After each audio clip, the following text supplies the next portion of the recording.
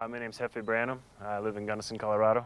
I've lived here for over 20 years, and I love living in the mountains. The Tour Divide is a 2,700 plus mile race from Banff, Alberta in Canada all the way to the border of Mexico.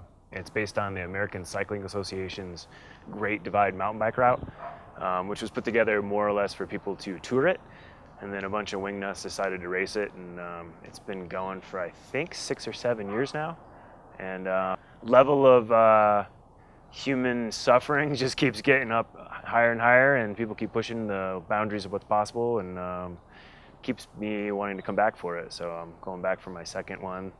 I did it in 2011, and I'm gonna try to go even faster this year. So I'm kind of glad this year I'm gonna be doing it on gears. I'm pretty excited about that. I'm making a few other different choices, but primarily the biggest difference is I'm gonna be doing it with gears, which I think will make it a lot more fun and a lot faster as well.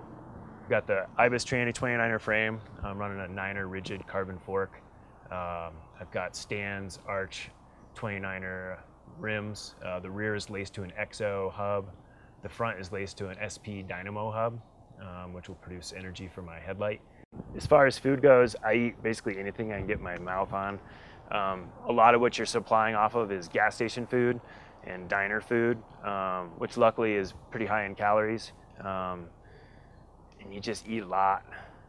I eat a lot of gummy bears, a lot of Fritos, a lot of Red Bull, salami, ice cream. Yeah, a lot of grilled cheeses, a lot of cheeseburgers, a lot of French fries. That sort of stuff is pretty easy to get down, and it's got a lot of calories, so it's packs a punch. I would say a lot of the training for this race is time and experience, not necessarily what you're doing like the few months beforehand. I've just spent a lot of time in the woods, a lot of time backpacking, bike packing, skiing, backcountry skiing, and just all those experiences make you more solid dealing with unknowns and when things go wrong, how to deal with it, because things always go wrong. That being said, I do ride my bike a lot, and I do pretty traditional sort of training, doing intervals and stuff like that. And just spending a lot of time on the bike seat. You know, you start in Canada and you go through Montana, and upper Montana is just really green and lush, and there's water everywhere, and you can't see 3 inches into the forest because it's so dense with foliage. And you go through Wyoming and Colorado and New Mexico, and the differences in climate and geology and everything is just really dramatic. And you just get to see really beautiful places.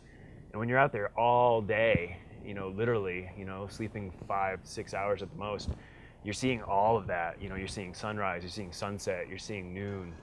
So you're always taking it all in, and it's a beautiful route. And I would say those are the high points. It's just getting that feeling of being out there and soaking it up. And traveling on a bike is a great way to do it because you're just surrounded by it.